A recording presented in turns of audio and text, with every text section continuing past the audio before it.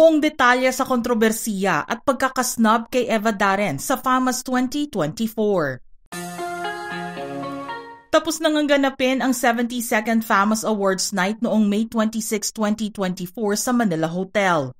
Dinaluhan ito ng maraming mga bigating artista, kung saan ang ilan ay pinarangalan sa kanilang galing at kontribusyon sa industriya ng pelikulang Pilipino. Ang FAMAS o Filipino Academy of Movies, Arts and Sciences ay isa sa pinakamataas na parangal sa pelikulang Pilipino na maaaring matanggap ng isang filmmaker o artisan sa local movie industry. Live ang nasabing pagtatanghal ng awards night at maraming dapat ikonsidera sa pagpapalabas nito. Kung maliit na bagay lang naman ang problema, ay maaaring hindi na ito mapansin o pwede nang palampasin. Subalit isang malaking eskandalo ngayon ang kinakaharap ng pamunuan ng FAMAS. Hindi dahil may dayaan na nangyari sa pagbibigay ng award, kundi dahil sa hindi pagbibigay ng respeto sa isang icon ng Philippine entertainment industry. Lumabas ang balitang pagbalewala sa veteranang aktres na si Eva Darren sa gabi mismo ng parangal. Ang kwento ay ibinahagi ng kanyang anak na si Dr. Fernando de la Peña sa kanyang social media account. Ginawa niya ito dahil sa tindi ng kanyang galit sa buong staff ng FAMAS sa pambabastos na natanggap ng kanyang ina noong linggo ng gabi. Sinabi nito na bibihirang dumadalo si Miss Eva Darren sa mga awards night sa loob ng 5 dekada nitong pagtatrabaho bilang isang artista, pero napa-oo ito ng maimbitahan ng FAMAS.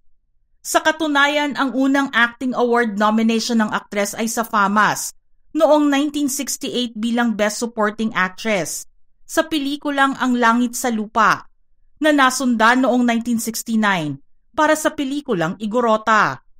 Ang pagkapanalo niya ng acting award bilang Best Supporting Actress sa pelikulang Ang Pulubi noong 1970 ay ang kauna-unahan niya at FAMAS din ang naggawad nito sa kanya. Pero hindi maubos maisip ng kanyang anak na ganoon na lang ang ipaparamdam nilang pagtrato sa kanyang ina nang hindi ito binigyang importansya sa mismong event.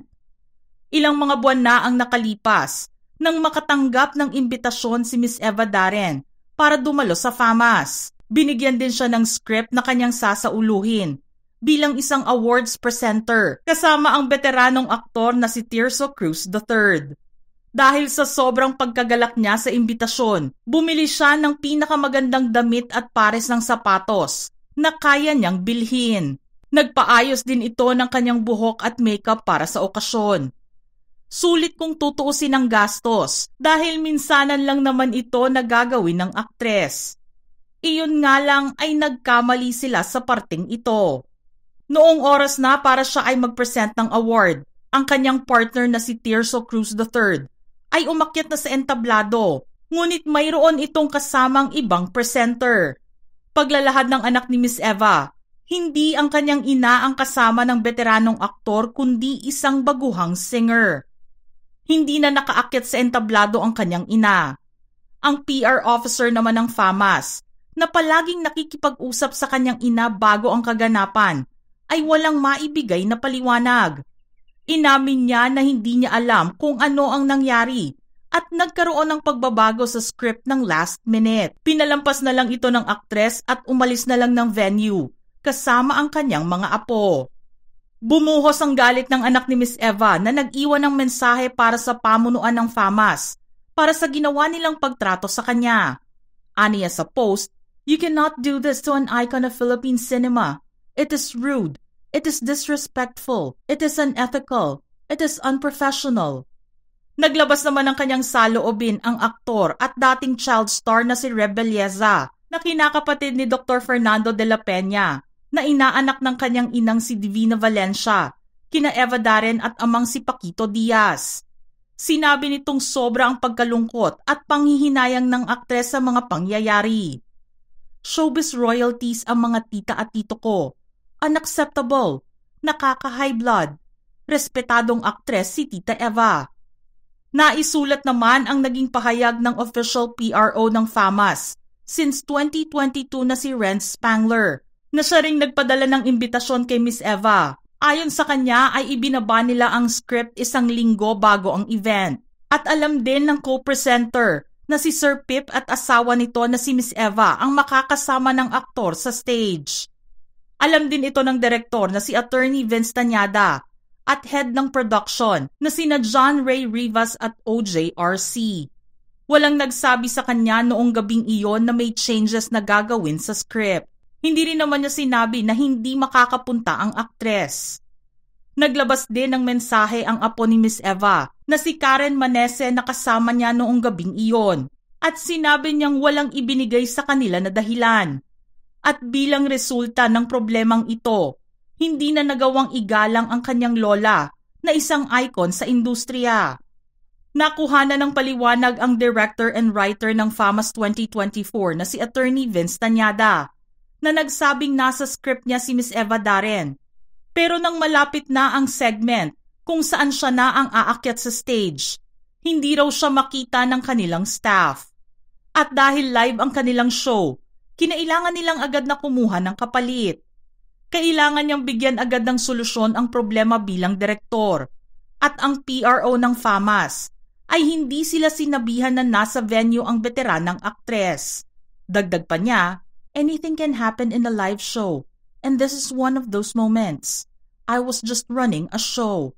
Coordination with stars was not one of my responsibilities.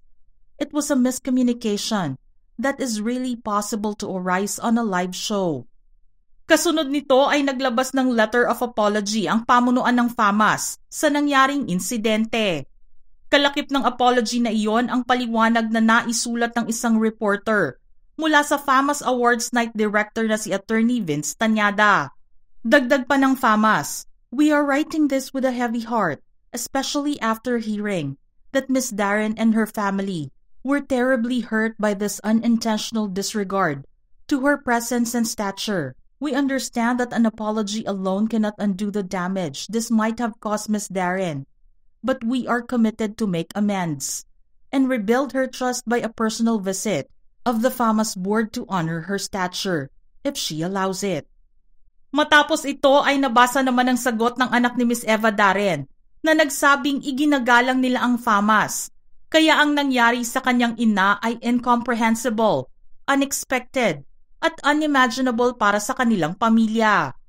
Walang kasalanan ang aktor na si Tirso Cruz III at PR officer ng FAMAS sa mga pangyayari. Ipinaliwanag din niya na ang kanyang ina ay nakaupo sa mesa, sa bandang harapan at nasa gitna na katabi ng stage, kasama ang dalawa pang mga veteranang aktres, ang kanyang ninang Divina Valencia at tita Marisa Delgado.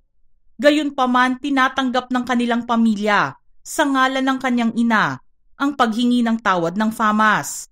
Panghuli naman ay nagbigay siya ng kanyang rekomendasyon sa magaganap na 73rd FAMAS next year. Ani Dr. De La Peña, please stick to the script and maybe a nice pair of glasses for all in charge. Si Eva Darren ay nasilayan ng publiko noong lumabas siya sa seryeng Hiwaga sa Bahay na Bato, na isang primetime drama na pinalabas sa ABS-CBN Channel 3 na isinulat ni Jose Miranda Cruz. Umere ito simula September 13, 1963 hanggang January 25, 1964. Ito rin ang itinuturing na isa sa mga unang Philippine drama series na ginawa sa telebisyon. Ang kanyang hindi malilimutang papel naman ay bilang adoptive mother ni Christine Hermosa sa hit TV series na Pangako Sa'yo noong 2000. Napanood din siya bilang manghuhula sa Cineserye Presents Patayin sa Sindak si Barbara ni Chris Aquino noong 2008. Mga ka-showbiz peeps, nais nyo bang magbahagi ng inyong opinyon sa ating istorya ngayon? Send in your thoughts now in the comment section below.